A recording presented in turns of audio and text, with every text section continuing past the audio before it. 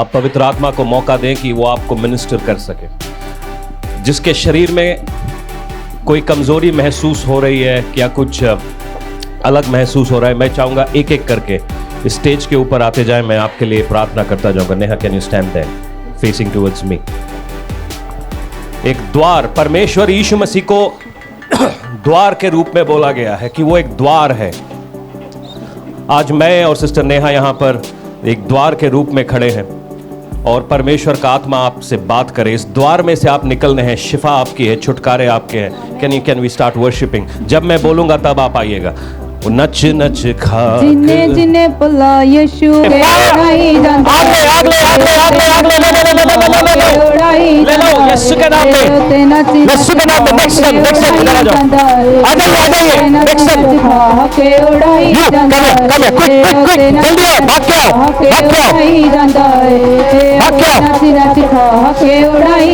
Yes Lord, stay here. ये break the yokes right now. Go. Yes, right now.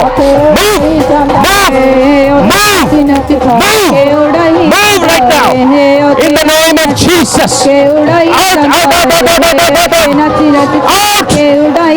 यीशु के नाम में, यीशु के नाम में, यीशु के नाम में, यीशु के नाम में। Break it right now. Out. यीशु के नाम में। Out. तेरा कोई काम नहीं है यहाँ पे यीशु के नाम में। परमेश्वर हर बीमारी को, हर शैतान की युक्ति को आज यीशु के नाम से हटाए।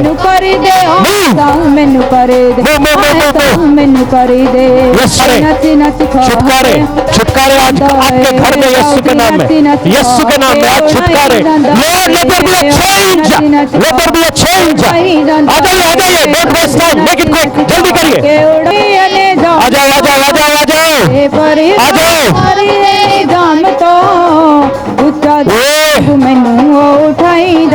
Yes Lord.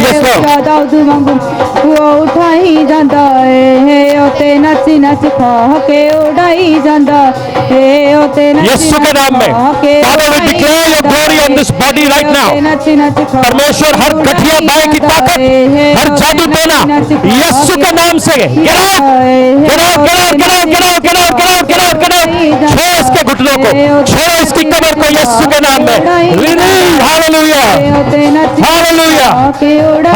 आइए इधर से आइए, इधर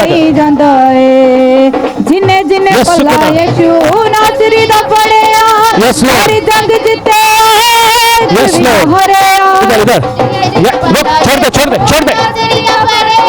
छोड़ दे हरी जंग जीते यीशु के नाम में।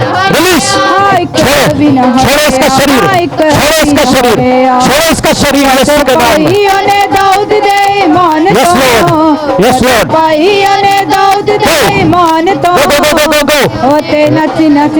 जो पैसा तेरा चुराया गया है, जलाया गया है तेरे बचपन से, हम उसको वापस रिलीज करते हैं यीशु के नाम में। हालेलुया। चलो उठ यीशु के नाम में, उठ यीशु के नाम में, उठ यीशु के नाम में, उठ यीशु के नाम में। Yes hallelujah. आराधना में रहिए कलीसिया। आज चमत्कार की शाम है, आज आशीषों की शाम है, आज बरकतों की शाम है। कलीसिया आराधना में रहे। हालेलुया। उठ यीशु के नाम में। उठ जा यीशु के नाम में, उठ जा यीशु के नाम में, उठ यीशु के नाम में। Get up in the name of Jesus. Hallelujah.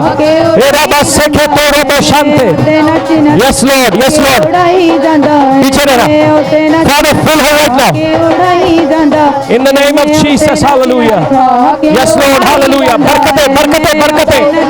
बरकतें, छुटकारे, आशीषें, बरकतें, छुटकारे, आशीषें, बरकतें, छुटकारे, आशीषें, बरकतें, छुटकारे, आशीषें मांगिए यीशु के नाम में। Come for it. बुलाओ। Yes, Lord.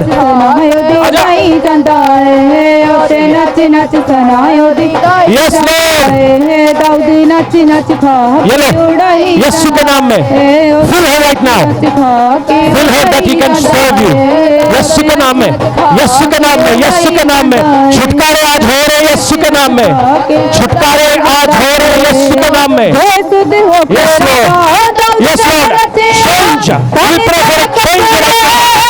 Yes, Lord. Hallelujah. Hallelujah. Hallelujah. वो कहते ने ये आग किधर से लाते हो आप? मैं क्या, मुझे नहीं पता, मैं जलना चाहता हूं इसलिए आग आती है. मैं जलना चाहता हूं इसलिए आग आती है. हम में से बहुत सारे लोग जलने से बचना चाहते हैं, इसलिए शायद आप उस आग को नहीं देखते. जब पवित्र आत्मा पेंतिकुस्त के दिन में उतरी तो वो आग के समान उतरी. अगर आप जलना चाहोगे तो लोग आपको देखने आएंगे. वो भी वो आग चाहते हैं. आज मैं जिस बारे में बात करना चाहता हूं वो है रिश्ता. सबका ये रिश्ता. क्या आप रिश्तों को समझते हैं? हां, कोई ना कोई तो आपका रिश्तेदार होगा ही, कोई ना कोई रिश्ता आपका होगा ही. और रिश्तों के बारे में मैं कई बार बता चुका हूं आपको. पति का पत्नी के साथ रिश्ता, भाई का भाई के साथ रिश्ता, भाई बहन का रिश्ता, बाप बेटे का रिश्ता, चर्च वालों का भी रिश्ता. बाइबल यूं बताती है हर रिश्ता जरूरी है. कई बार शायद हमें रिश्तों की कदर नहीं होती, मगर परमेश्वर रिश्तों की कदर करने वाला परमेश्वर है. मेरी बात समझ आ रही है? जितने पीछे बैठे हुए हैं एक बार जोर से आमीन बोलिए. परमेश्वर ने आदमी को अपनी सूरत और अपनी सीरत में बनाया, इमेज में. और जब हम बाइबल को उत्पत्ति के पहले, दूसरे और तीसरे अध्याय में पढ़ते हैं, बाइबल यूं बताती है कि परमेश्वर आदम से मिलने के लिए दिन के ठंडे समय में आया करता था और हर रोज आया करता था. मेरे दिल में यह सवाल आया कि आदम को परमेश्वर ने क्या मिलने के लिए बुलाया था? उसने पूरी पृथ्वी, पूरी सृष्टि को बनाया, उसमें अलग अलग जानवर बनाए, अलग अलग चीजें बनाई जो आदम से भी शायद हो सकते हैं ताकतवर हो और अच्छे हो दिखने में. मगर एक चीज उसने अपने जैसी बनाई, आदम. और हर रोज विदाउट फेल वो आदम से मिलने आया करता था.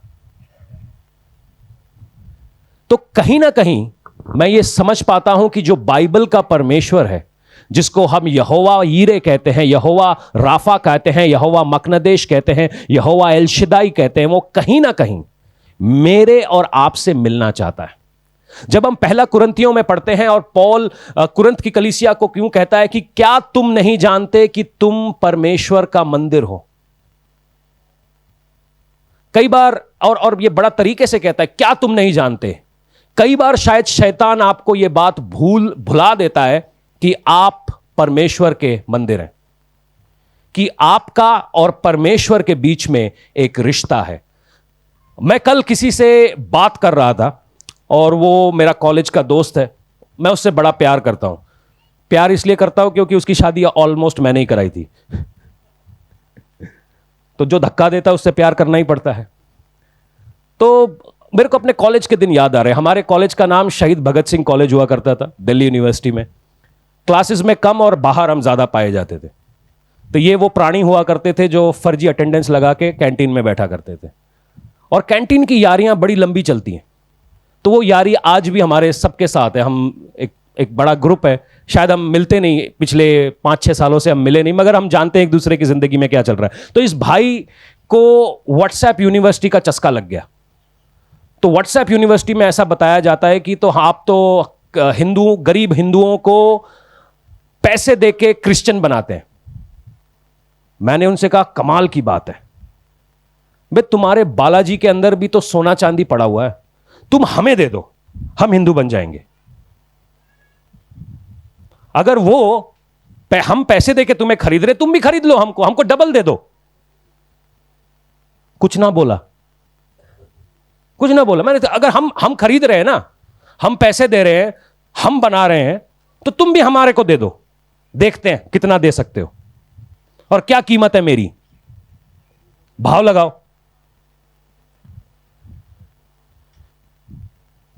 फिर थोड़ी देर में बोला कि तुमने भगत सिंह की किताबें पढ़ी है। मैंने कहा यार उसी कॉलेज में गए हम, बाहर मूर्ति लगी हुई थी शहीद आजम के और उसके नीचे उसकी उम्र लिखी हुई थी। तब मेरी उम्र 23 साल भी नहीं थी जब मैंने भगत सिंह के बारे में पढ़ना चालू किया।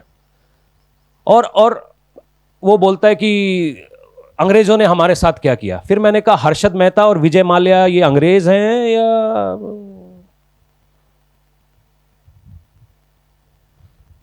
फिर चुप हो गया। तो कल ये बात मैं सोच रहा था कि धर्म क्या है, क्योंकि जब मैं झूठे धर्म में था मैं समझ नहीं पाया कि परमेश्वर मुझसे रिश्ता चाहता है। मुझे लगा कि वो मेरे से एक नियम चाहता है कि मंगलवार के दिन मैं खाना नहीं खाऊंगा और जाके घंटी बजाऊंगा, 5 रुपए का प्रसाद चढ़ाऊंगा, सब सेटल है। कहीं शैतान ने आपको कंफ्यूज तो नहीं कर दिया है कि आप भी यही सोच रहे हो कि रविवार के दिन आप चर्च में आ जाओगे और मेरी घंटी बजा के वापस चले जाओगे और सब सही हो जाएगा? तो शायद हम में से कुछ लोग कंफ्यूज हो चुके हैं, क्योंकि धर्म वहां पर भी है और एक यहां पर भी है। मगर जब मैं बाइबल को बहुत ध्यान से पढ़ता हूं, वो धर्म का परमेश्वर नहीं है, वो रिश्ते का परमेश्वर है, वो धार्मिकता का परमेश्वर है। और कई बार हमने यहां पर गच्चा खा लिया है। शैतान ने हमारा बेवकूफ बनाया है और वो हमको झूठी बातों में उलझा देना चाहता है। आदम और परमेश्वर का रिश्ता बहुत बढ़िया चल रहा था, मगर अचानक से जब रिश्ता अच्छा चलता है उसकी कदर कम हो जाती है। आपने कभी देखा है, महसूस किया होगा शायद। अगर आप ईमानदारी से काम कर रहे हैं, ऑफिस जा रहे हैं और एकदम दीन हलीम होकर काम कर रहे हैं, अचानक से पता चलता है वो वाला जो लफड़े वाला बंदा है उसको प्रमोशन मिल गई। होता है पति पत्नी के बीच में। पत्नी हर रोज बढ़िया से खाना बना के एकदम बढ़िया से घर नीट करके रखती है, पति आके बोलता है यार अब तेरे में वो मजा नहीं रहा। या पत्नी को ऐसा लगता है कि पति के पास वो गाड़ी नहीं है, वो बंगला नहीं है, तो शिंदे के पास है, तो मैं शिंदे नाल नस गई।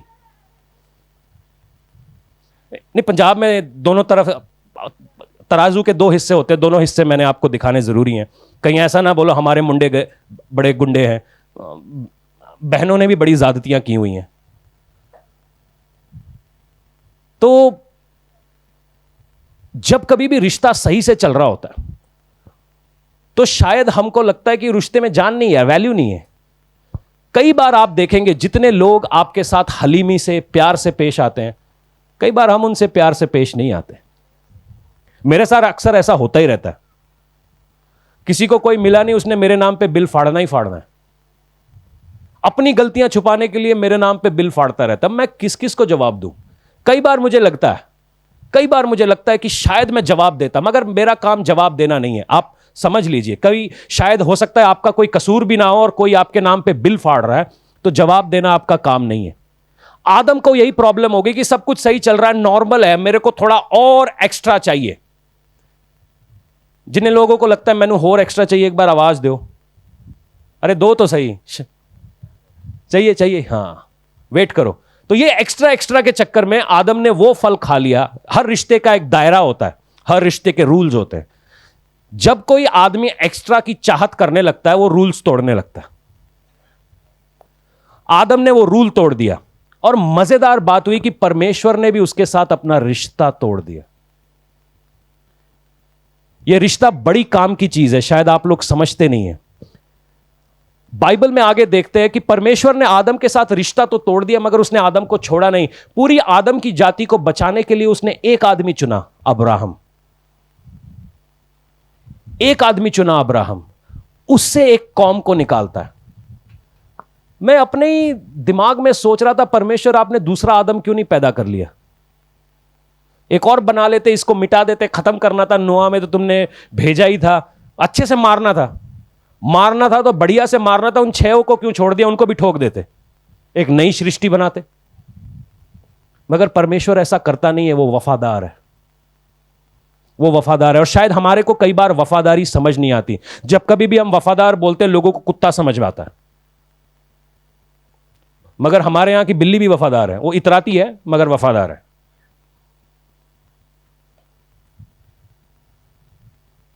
और जब कभी भी हम वफादारी, कोई किसी से वफादारी कर रहा होता है तो उसको लगता है सामने वाला कुत्ता है, हार्ड लाइनर है, मगर थोड़ा सा हजम करने में मुश्किल है, मगर 2 घूंट गर्म पानी के साथ आज हजम कर लेना, क्योंकि परमेश्वर वफादारों का परमेश्वर है।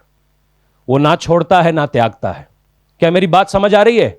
अगर आज आप मेरी बातों को थोड़ा समझ जाएंगे तो शायद आपके घर में आपका रिश्ता परमेश्वर के साथ बहुत अच्छा हो जाएगा। परमेश्वर ने मिस्र में से इजराइलियों को 430 साल बाद निकालना था। मेरा सवाल परमेश्वर के साथ यह था कि प्रभु, आप ये तो वैसे ही कर सकते थे, मूसा को भेजने की क्या जरूरत थी? परमेश्वर ने मेरे को एक बात कही कि मैं आदमियों के जरिए अपना महिमा प्रकट करना चाहता हूं। आदम को इसीलिए बनाया था कि वो उसके ऊपर मेरी महिमा रहे, मेरी ग्लोरी उसके ऊपर रेस्ट करे। इसीलिए पौल कलीसिया को कहता है कि क्या तुम नहीं जानते कि तुम पवित्र आत्मा का मंदिर हो? जब कभी भी परमेश्वर ने कोई काम करना था, उसने एक आदमी भेजा। उसने इजराइलियों को छुड़ाना था, उसने मूसा को भेजा। उसने कर्नीलियस को बचाना था, उसने पतरस को कर्नीलियस के घर में भेजा। उसने इथोपियन यूनक को बचाना था, फिलिप को आत्मा उस इथोपियन यूनक के पास ले गई, और फिलिप ने, जब आप प्रेरितों के काम को पढ़ेंगे, उसने उस इथोपियन यूनक को बचाया, उसको बपतिस्मा दिया। अगर आज आप यहां पर बैठे हैं तो कोई ना कोई आप तक सुसमाचार लेकर जरूर आया होगा। हो सकता है मैं या कोई और, जिसके जरिए से आप बचाए गए और आप यहां पर बैठे हैं। परमेश्वर ने किसी ना किसी आदम की संतान का इस्तेमाल किया ताकि वो आप तक पहुंच सके। मेरी बात समझ में आ रही है? हम रिश्तों को कई बार बड़ा छोटा जानते हैं। हर कोई रिश्ता जो आपकी लाइफ में आज दिया जा चुका है या आपकी लाइफ में है, वो परमेश्वर का ठहराया हुआ रिश्ता है। परमेश्वर ने वो जन आपकी तरफ भेजा है। कई बार हम उसकी कद्र नहीं कर पाते हैं और इसीलिए फेवर से चूक जाते हैं।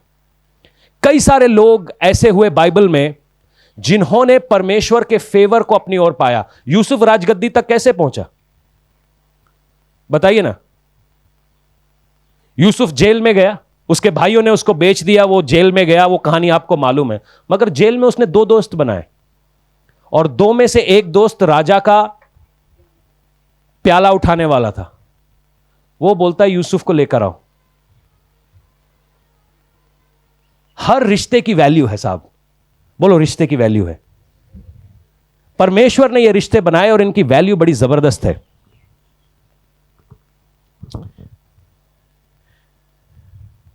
बहुत सारे रिश्ते ऐसे हैं जिसको परमेश्वर ने मेरे जीवन में रखा है, मैं वैल्यू करता हूं। वैल्यू नहीं करता तो बहुत सारे काम नहीं करता।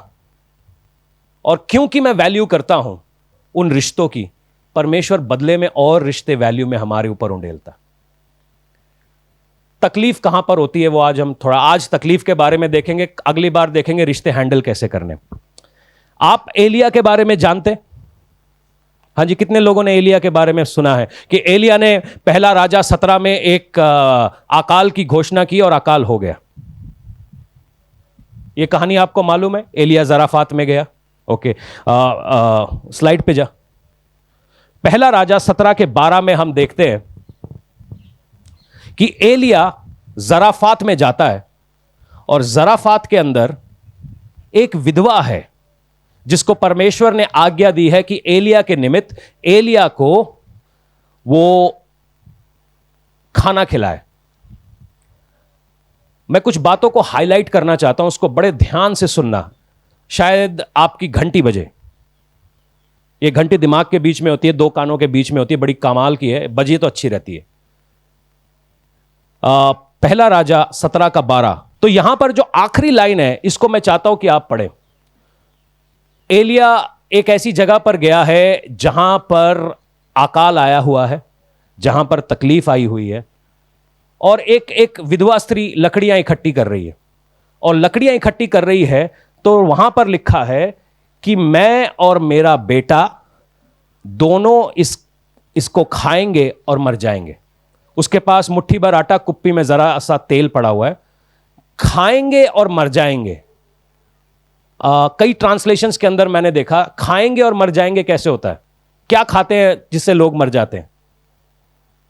हाँ जी, जोर से बोलिए जरा। टेक्निकली ये औरत सुइसाइडल थी, इसको मालूम था कि इसका कुछ नहीं होने वाला, आओ जहर खा के मर जाएं। इसने ये सोच लिया था कि हमने जहर खा के मरना है। उसी जहर खाने के उस दौरान में परमेश्वर एक रिश्ते को उसके सामने लाता है। एक अनजान आदमी इस औरत को कहता है मुझे खाना दे।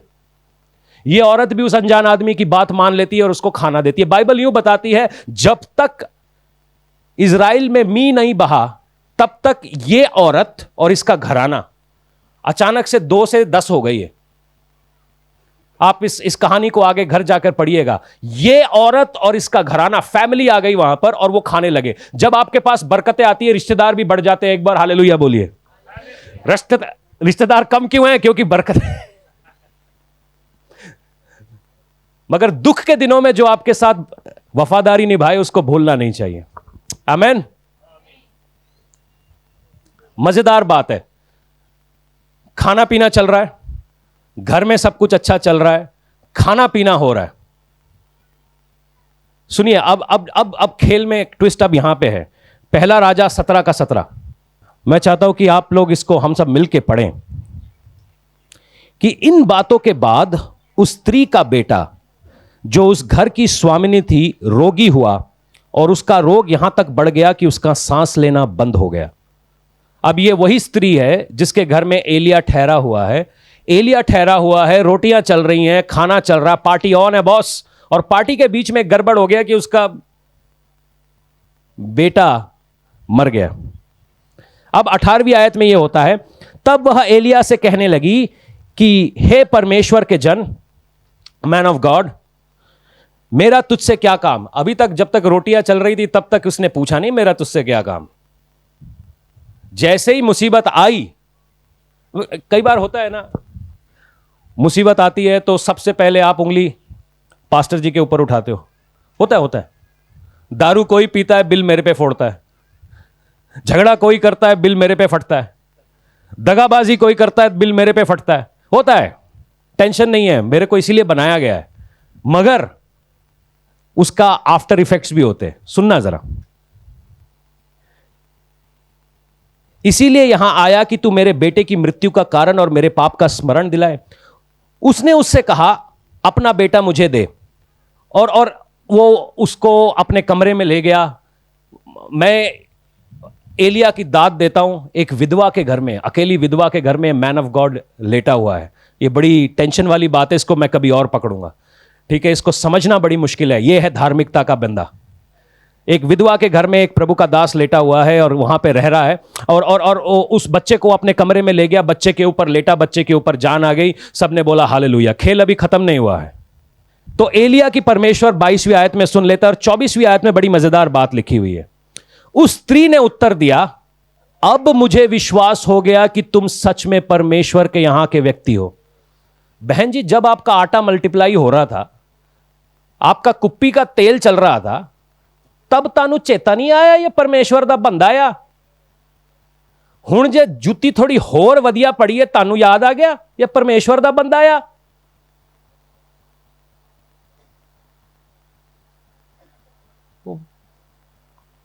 तब तक कुछ नहीं था। यहां पर वो बोलती है कि अब मुझे विश्वास हुआ।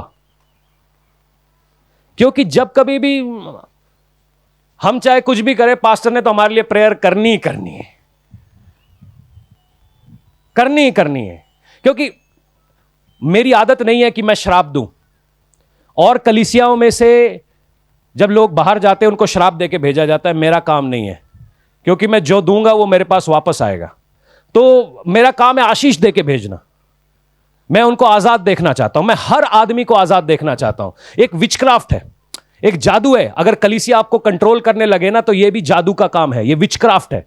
कलीसिया कंट्रोल करने के लिए नहीं बनाई गई है, कलीसिया आजाद करने के लिए बनाई गई है, लोगों को भेजने के लिए बनाई गई है, लोगों को बुलंद करने के लिए बनाई गई है। जब कलीसिया कंट्रोल करने लगती है, वहां पे जेजेबेल काम कर रही है। अगर मेरी बात आपको समझ में आ रही है तो नोट कर लेना। तो यहां पर ऐसा हुआ कि ये लड़का मर गया और एलिया इसको जिंदा करता है, और ये विधवा बोलती है अब मुझे विश्वास हुआ साहब कि आप परमेश्वर के जन हो।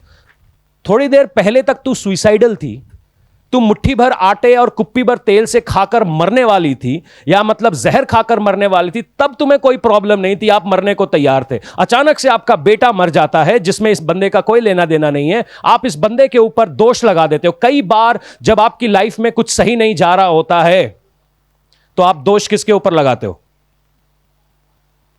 तेरे से ब्याह करके ना मेरी मत मारी गई, मैं तुम्हारे घर पैदा ही क्यों हुआ। और भी होंगे डायलॉग्स, ज्यादा बढ़िया आपको मालूम है। मैंने तुमसे शादी क्यों की? क्यों की? जब क्यों तब धतूरा खाया हुआ था कि जब शादी कर रहा था? की चख्या ही।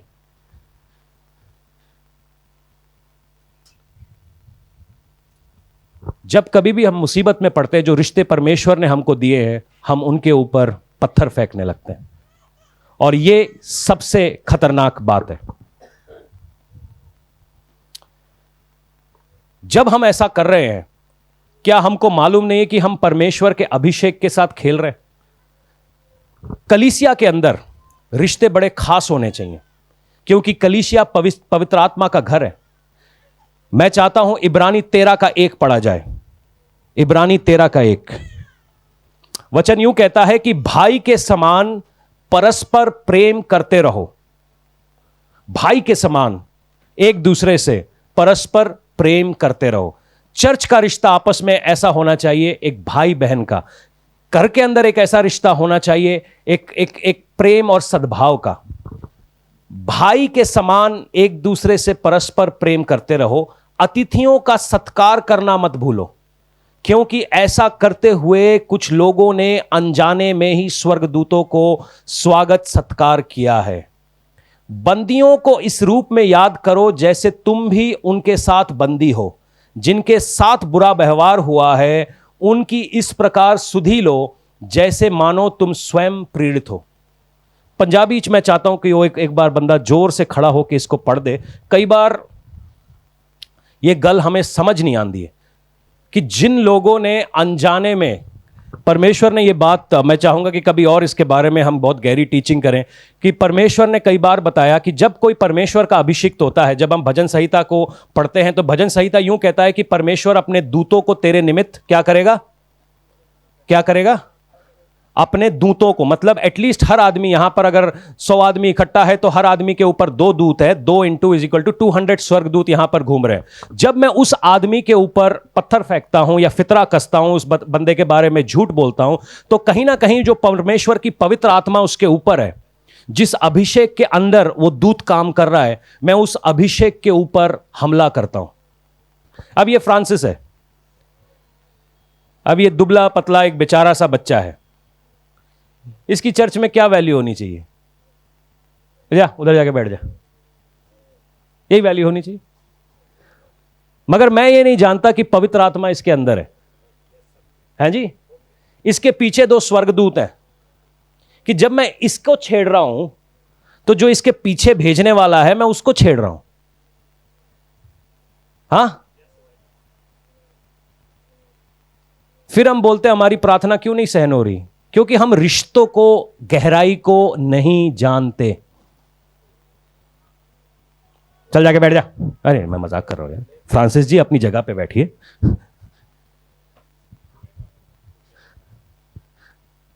कई बार हम नहीं समझ पाते और फिर हम सोच रहे हैं हमारी प्रार्थनाओं का जवाब क्यों नहीं मिल रहा? क्योंकि जो बंदा परमेश्वर ने तेरी ओर भेजा है, तू उसकी सुधि नहीं लेता। लोगों को लगता है जो आराम से दीन हलीम होके मिल ले वो बेवकूफ है, क्योंकि आदत हो गई है पंजाब में पास्टर जी से मिलने के लिए रेट है उनके 10,000, 8,000, पता नहीं अलग अलग हजार में रेट है। मैं फ्री में मिल लेता हूं। कई बार लगता है बेवकूफी कर रहा हूं यार, बच्चे की फीस मैंने भी देनी है, घर मेरा है नहीं, टेंट के नीचे हम बैठे हैं, बेवकूफ हूं मैं। मगर मुझे मालूम है ये बेवकूफ़ों में भी आशीष है, इसलिए मेरी प्रार्थना सुनी जाती है। मुझे गेम खेल के यूरोप जाने की ज़रूरत नहीं है, परमेश्वर मुझे वैसे भेजता है। मुझे झूठ बोल के जाने की ज़रूरत नहीं है, परमेश्वर मुझे वैसे ले जाता है और ले जाकर वहाँ पर अपने लिए इस्तेमाल भी करता है। लोगों की ज़िंदगी में काम भी होते हैं, गवाहियाँ आने वाले समय में आप सुनेंगे भी। यही फ़र्क है रिश्ते को और जुगाड़ जो जानने में। हम जब दुनिया में हैं, हमने जुगाड़ों को सीखा है। जब कभी भी भरोसा के तेरे बेने से, जब कभी भी हम किसी परमेश्वर के जन को या परमेश्वर के बंदे को देखें, भले ही वो हम सबसे छोटा क्यों ना हो, हम उसको कैसे ट्रीट कर रहे हैं, हम उसको कैसे हम उसको इज्जत दे रहे हैं, कैसे हम उसके पीछे चल रहे हैं, कैसे हम उसको ट्रीट करते हैं, ये बड़ी जरूरी बात है। परमेश्वर ने आपको सेवा के लिए बुलाया। किस लिए बुलाया? जोर से बोलो जी। अच्छा, अब हम सेवा कैसे करते हैं, मैं आपको दिखाता हूं। मैं किसी को बोलूंगा जी आज से ना तुम्हारा काम है झाड़ू लगाना।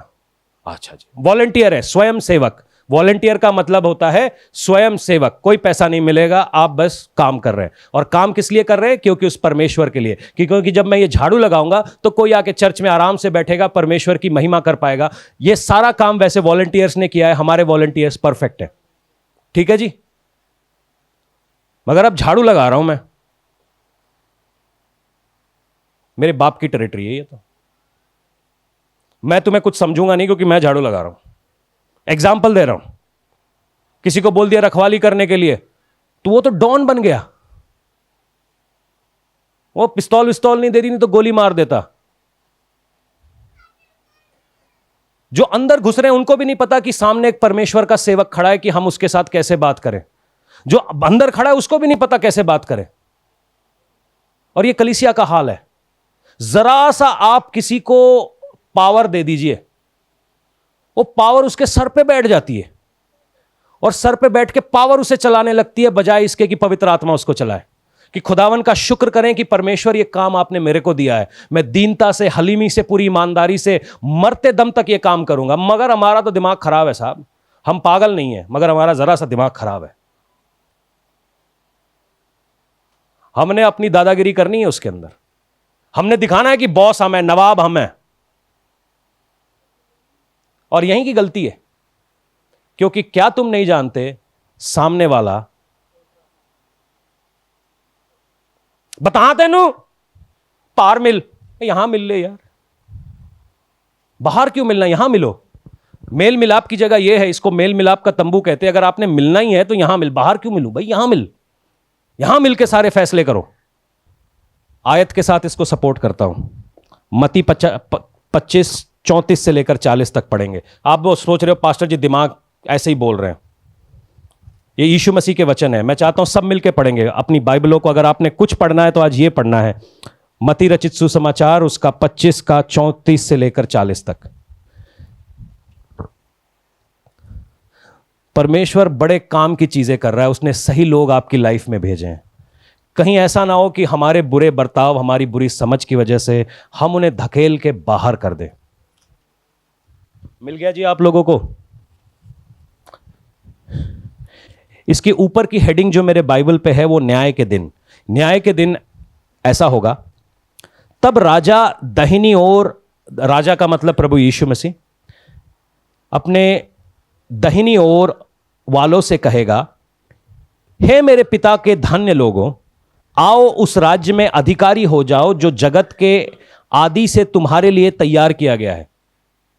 ये जो कलीसिया है जो यहां बैठी हुई है, ये नए यरूशलेम में जब प्रभु यीशु मसीह का राज आएगा, आपके लिए चीजें रखी हुई हैं।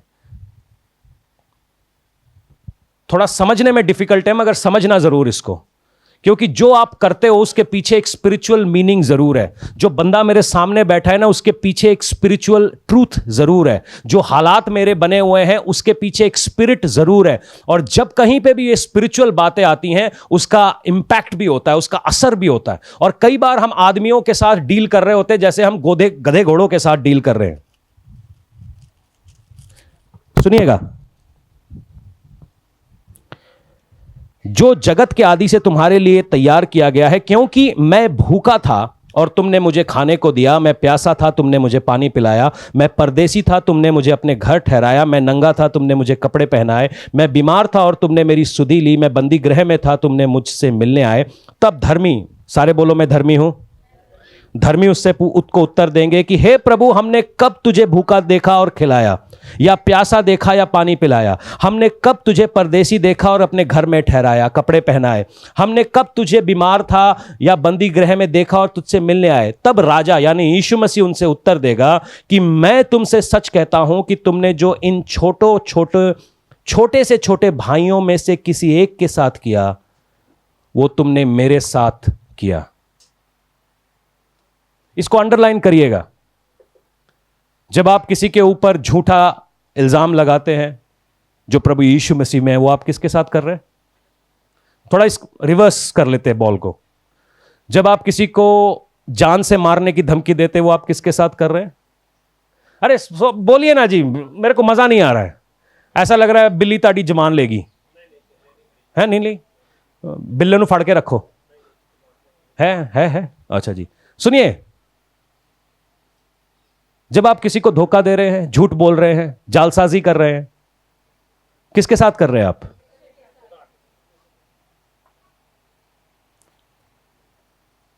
समझ में आ गया? अब आप इस बात को अपनी लाइफ में अप्लाई करिए कि प्रार्थनाएं आपकी क्यों नहीं सुनी जा रही।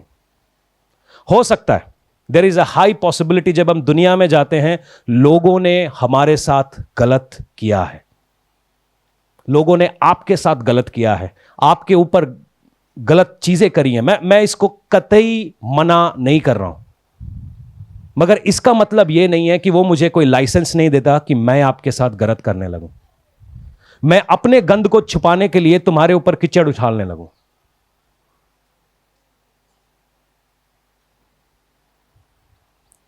क्योंकि जब मैं वो तुम्हारे साथ करता हूं, क्योंकि जो बोता है वही, अगर मैं धोखा बो रहा हूं तो क्या काटूंगा? अगर मैं आशीषें बो रहा हूं क्या काटूंगा?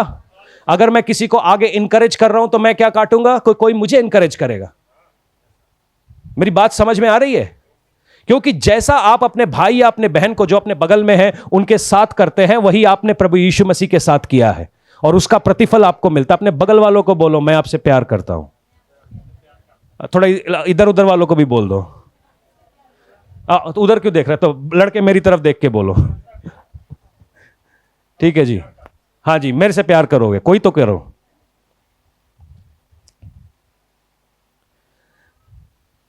रिश्तों की अगर आप कदर नहीं करते, जिस चीज की आप वैल्यू नहीं करते, आप उसको कभी रख नहीं पाओगे। मेरी बात समझ में आ रही है? चर्च की आप वैल्यू नहीं करते, आप चर्च को कभी रख नहीं पाओगे। कितने लोग हमारे यहां पे बैठे हैं जो चर्च के लिए हर रोज प्रार्थना करते हैं, इस चर्च के लिए? अच्छा, बाकी लंगर खाने आए हैं? क्या ये तुम्हारा परिवार नहीं है? बाकी ये हवा में चल रहा है, आपकी प्रार्थनाओं की जरूरत नहीं है, आपके योगदान की जरूरत नहीं है, आपके दान और दशमांशों की जरूरत नहीं है, या दान दशमांश दे दिया, हो गया तुम्हारा काम? क्या माली बीज डाल के भूल जाता है कहां बीज डाला है? क्या उसको प्रार्थनाओं की जरूरत नहीं है कि जो रुपया आपने बोया है, जो यहां पर दान है, उसको हम सही तरीके से इस्तेमाल कर सके, ऑप्टिमम यूटिलाइजेशन हो, ज्यादा से ज्यादा रूहें बचाई जाए? क्या यह काम आपका नहीं है? तो कब प्रार्थना करोगे इसके लिए? कब करोगे? वचन कहता है मजदूर थोड़े हैं, खेत पके हुए हैं, कब आएंगे मेरे मजदूर भाई? सब लगे हुए हैं घूमने, काम करने, कब मजदूरी पे आओगे भाई? आईएएस अफसर तो सारे बन चुके हैं। जिस चीज की आप वैल्यू करते हो आप उसको रिटेन कर सकते हो। अपनी शादी की वैल्यू करते हो, आप अपने घर की वैल्यू करते हो, चर्च की वैल्यू करते हो, आप उसको रिटेन कर सकते हो। जिस चीज की आप वैल्यू नहीं करते, आप उसको कभी रिटेन नहीं कर सकते। मेरी बात समझ में आई आपको? अगर आप पवित्र आत्मा की वैल्यू नहीं करते, आप उसको कभी रिटेन नहीं कर पाएंगे। जो जिस चीज की वैल्यू करता है उसके पास वही चीज होती है। हो सकता है आप में से आज बहुत सारे लोग गरीब हैं और रिश्तों की आपको कदर नहीं है। हो सकता है कल आपके पास अता पैसे हो, मगर उस पैसे से करोगे क्या? दिखाओगे किसको? आजकल का एक ट्रेंड चला हुआ है कि मेरे पास कितने दोस्त हैं फेसबुक पे। कल मेरे को किसी ने एक गेम भेजी, बड़ी खतरनाक गेम है, मैं नाम बताना नहीं चाहता हूं उस गेम का। तो वो गेम लोग खेलते हैं और वो सोशल ऑनलाइन प्लेटफॉर्म के ऊपर वो एक गेम है, वो एक दूसरे को मार सकते हो, एक दूसरे के साथ जो चाहे आप कर सकते हो। मतलब जो चाहे का मतलब आप जो चाहे लगा लो, और लोग खेल रहे हैं उस गेम को। और वो दो जन पार्टी बना के किसी एक बंदे के ऊपर हमला करते हैं, उसके साथ गलत काम करते हैं, और इसी वजह से उनकी दोस्तियां बनी हुई हैं सोशल मीडिया नेटवर्क के ऊपर। और ये गेम तेजी से फैल रहा है यूएस में, और उसकी फीस है, मालूम है पता है कितने हैं? $1000 एक महीने की लाइसेंस फीस है उसकी। 70,000 रुपए दे के लोग ऐसे गेम खेल रहे हैं एक महीने में। मैं क्या भाई, कितना टाइम है किसके पास? और ग्रुप करके एक दूसरे के साथ बुरा करते हैं उस गेम में, ग्रुप करके एक आदमी को मारते हैं, एक उसको पीटते हैं, और जो भी है, मतलब बड़ी एक अजीब सी कहानी है उस गेम के अंदर। आज मैं ये सोच रहा था हमारी जिंदगियां क्या बन गई हैं सोशल मीडिया पे। फेसबुक पे आपके अकाउंट्स हैं, इंस्टाग्राम के ऊपर आपके अकाउंट्स हैं, आपके अकाउंट्स और भी बहुत सारी जगहों के ऊपर होंगे जहां पर आप अपनी तस्वीरें डालते होंगे। आपको लगता होगा कि लोग मेरी तस्वीरें देख के खुश हो रहे होंगे कि जितने लाइक्स, लव और कमेंट्स मिल रहे हैं उतना लोग मुझसे प्यार कर रहे हैं। शायद हो सकता है इसका विपरीत भी हो। कर तो लाइक रहा है मगर मन ही मन कर रहा है तेरा गला घोंट दूं मैं। पॉसिबिलिटी है जी। सोशल मीडिया ने हमारे सोशल सर्कल को बड़ा तो कर दिया है, साथ में उसमें दम भी घोंट दिया उसका। आजकल हमारी जिंदगी खाली सोशल मीडिया के ऊपर हो गई है, कितने लोग मेरी बातों को लाइक कर रहे हैं। मगर एक्चुअली मैं ये सोच रहा था कि कितने लोगों के साथ बैठ के मैं अपनी खुशी शेयर कर सकता हूं। कितने लोगों ने मुझे रोता हुआ देखा होगा कभी? कितने लोगों को यह पता है कि मेरा पसंदीदा खाना कौन सा है? कितने लोगों के साथ मैंने बैठ के कभी कोई मीनिंगफुल कॉन्वर्सेशन की होगी या बातचीत की होगी? सब लाइक करते हैं, थम्स अप देते हैं, हार्ट लगाते हैं, सब। ये एक सोशल मीडिया का ट्रेंड है।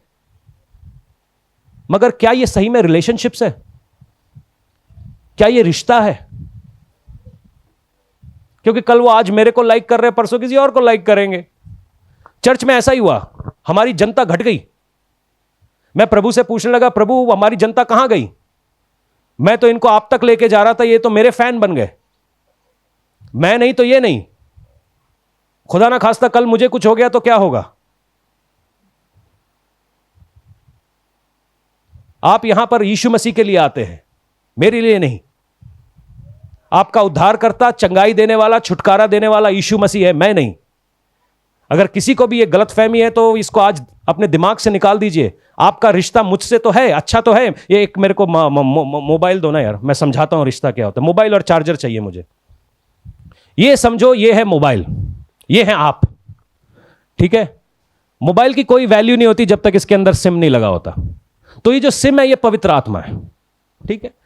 अब मोबाइल का एक और प्रॉब्लम है, जब तक इसमें एनर्जी नहीं होगी ना, बैटरी नहीं होगी, मोबाइल किसी काम का नहीं है, चाहे वो कितना महंगा हो। तो एक मोबाइल के साथ लगा हुआ आता है जी ये चार्जर। ये है चार्जर। चार्जर के 2 हिस्से थे, ये है चार्जर, ये है आपका चर्च। मोबाइल और चार्जर का रिश्ता है, और रिश्ता क्या है? ये वायर। ये जो वायर है ना साहब, मैं ये वायर हूं। मैं बिजली नहीं हूं, मैं सॉकेट नहीं हूं, मैं ये वायर हूं। मेरा काम है बिजली को आप तक पहुंचा देना ताकि आप चार्ज रहो। आपका काम है चर्च के संपर्क में रहना। बिजली वो है, वो जो ऊपर बैठा है, जो राजा है, जो आने वाला है। चर्च ये चार्जर है, मैं ये वायर हूं। जो ऊपर से बिजली आती है उसको मैं ट्रांसफॉर्म करके आप तक पहुंचाता हूं ताकि अगले हफ्ते तक आप काम करते रह सको, आपकी बत्ती गुल ना हो। जब कभी भी आप इस रिश्ते को समझ नहीं पाओगे, इसकी वैल्यू नहीं करोगे ना, इन तीनों चीजों की आप वैल्यू नहीं करोगे, आप मिस्टेक कर रहे हो। आप मिस्टेक कर रहे हो। गल पल्ले पड़ी जना दी, गल पल्ले पड़ी। एक बार जोर से हालेलुया बोले हो। एक कहानी है, मैं समय ज्यादा नहीं लूंगा। एक अमीर आदमी की कहानी है जिसका नाम लूका 16 में आप लाजर और एक अमीर आदमी की कहानी पढ़ते हैं। अमीर आदमी के सामने लाजर उसके घर के सामने पड़ा हुआ था, उसके टुकड़ों पे वो पल रहा था। वो लाजर के जख्मों को कुत्ते चाट रहे थे। एक दिन लाजर मर गया, उसके बाद अमीर आदमी मर गया। अमीर आदमी ने जब अमीर आदमी नरक में चला गया। इसका मतलब ये नहीं कि अमीर आदमी सारे नरक में जा रहे हैं। अमीर आदमी नरक में चला गया, और जब अमीर आदमी नरक में चला गया तो उसको अब्राहम की गोद में लाजर दिखा। लाजर को सारी जिंदगी भर जरूरत थी कि अमीर आदमी उसे खिलाए। मगर जब उनकी स्पिरिचुअल रियलिटी सामने आई, अमीर आदमी को जरूरत पड़ी कि लार्जर मेरी जीभ पे अपनी उंगली रख दे। दोनों की जरूरतें फिर भी थी। मैं आपको समझा रहा हूं। शायद आपको आज कोई ऐसा लग रहा होगा कि इसकी मेरी जरूरत नहीं है, मैं लात मार के इसको अलग करूंगा, मगर एक समय आएगा जरूर जब वो आपसे पूछेगा वो मैंने तेरे सामने भेजा था, उसका क्या किया। आज मैं आपको फर्क बताता हूं बेटे और दास के बीच में। ठीक है, मेरी बेटी एलिशा है, वो यहां पे है नहीं। वो जब कभी भी कोई गड़बड़ करती है, कोई सामान तोड़ती है ना, सबसे पहले वो मेरा एक्सप्रेशन नोट करती है कि मैं क्या कर रहा हूं, मेरा मुंह कैसा है। उसके हिसाब से उसके रोने का पिच होता है। अगर मैं थोड़ा कम हूं तो थोड़ा कम रोएगी, थोड़ा और ज्यादा गुस्से में देखूंगा तो ज्यादा रोएगी, और ज्यादा गुस्से में देखूंगा तो आंसू आंसू आ जाएंगे। तो अलग अलग लेवल है। मगर जो घर में काम करने वाला है ना, वो हमेशा मेरे हाथ की ओर देखता है। परमेश्वर ने हमें दास होने की आत्मा नहीं दी है, बालक होने की आत्मा दी है। चर्च में आके आप परमेश्वर के हाथ की ओर देख रहे हो या उसके चेहरे की ओर देख रहे हो, यह डिफाइन करता है आप हो कौन, आपका रिश्ता उसकी तरफ क्या है। परमेश्वर आज मेरे लिए क्या कर सकता है। या दूसरी तरीके से आज देखें, आज हम संडे चर्च गए हैं, आज मैं परमेश्वर के लिए क्या करूं। रिश्ता समझ में आया? क्योंकि दुनिया में लोग मिलते हैं कि तुम मेरे लिए क्या कर सकते हो, मैं तुम्हारे साथ दोस्ती क्यों करूं, तुम्हारे साथ रिश्ता क्यों करूं, तुम्हारे साथ शादी क्यों करूं, तुम मेरे लिए क्या कर सकते हो। मगर मैं आज आपको बताता हूं बाइबल क्या कहती है। बाइबल का परमेश्वर रिश्ता चाहता है। क्या आप उसके चेहरे को देख रहे हो या उसके हाथ को देख रहे हो? कोई बुरी बात नहीं है अगर आप उसके हाथ को देख रहे हो, मगर आपके साथ पावर जब आ जाता है, जब आप उसके चेहरे को देखने लगते हैं, परमेश्वर आपके पीछे पीछे चलने लगता है। परमेश्वर आपके पीछे पीछे चलने लगता है। वचन से साबित करूं? नहीं मानते? आओ देख लेते हैं जी। यशाया 58 खोलेंगे। यशाया 58 का 7 यूं पढ़ेंगे कि मैं चाहता हूं कि तुम भूखे लोगों के साथ अपने खाने की वस्तुएं बांटो। मैं चाहता हूं कि तुम ऐसे गरीब लोगों को ढूंढो जिनके पास घर नहीं हो, और मेरी इच्छा के है कि तुम उन्हें अपने घर में ले आओ। गरीबानू अपने घर च ले आओ। आप बोलोगे मुझसे गरीब कौन है? थोड़ा इधर उधर नजर मार के देखो, शायद मिल जाए एक आधा। गरीबी पैसे की नहीं होती है, सोच की भी होती है, समझ की भी होती है। ऐसे गरीब तानू लाखों की भीड़ में मिलेंगे। तो ऐदा जेडे गरीब है ना, उन्होंने अपने घर सद लो, यस्सु मसीह दा कलाम सुनायो। ठीक है, आगे की कहता है? तुम जब किसी ऐसे व्यक्ति को देखो जिसके पास कपड़े ना हो तो उन्हें कपड़े दे डालो, और उन लोगों की सहायता से मुंह मत मोड़ो जो तुम्हारे अपने हो। तुम्हारा अपना कौन है? हां जी, सारे ही अपने हैं, पक्का। यदि तुम इन बातों को करोगे तो तुम्हारा प्रकाश प्रभात के प्रकाश के समान चमकने लगेगा। तुम्हारे जख्म भर जाएंगे। ये जख्म कहीं पे भी हो, तुम्हारी रूह पे लगे हैं, तुम्हारी जेबों के ऊपर लगे हैं, तुम्हारे शरीर पे लगे हैं, तुम्हारे जख्म भर जाएंगे। ये परमेश्वर का वचन है, ये झूठा नहीं।